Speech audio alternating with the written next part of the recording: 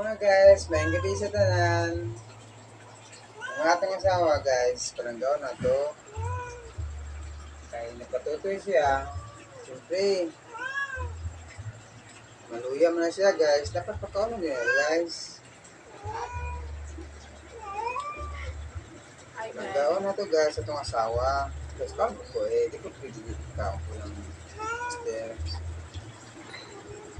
Huwag niyong kalimutan guys na mag-follow at mag-share. Thank you. Mag-comment naman kayo kung saan na ito naabot ang video nito.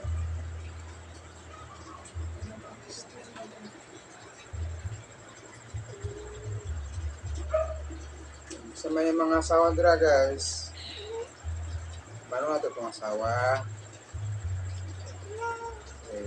Hindi asawa din natin sa babae. Kaya palanggawon. Hindi kasakitan. Hindi nagugmaon sa kasing-kasing. Wala may perfect na tao guys. Pero ang sa kuha lang yan kung magpalangga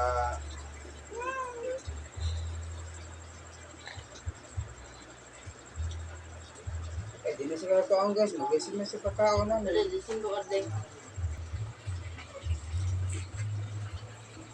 sunod lang, Esther Beto lang kay nagyaya ang misis sila ko kabiyahe hanggang ayaw ko pa kumangkong guys paita ka guys paita guys pait ako nagawan guys thank you sa watching guys, maraming salamat, bye bye.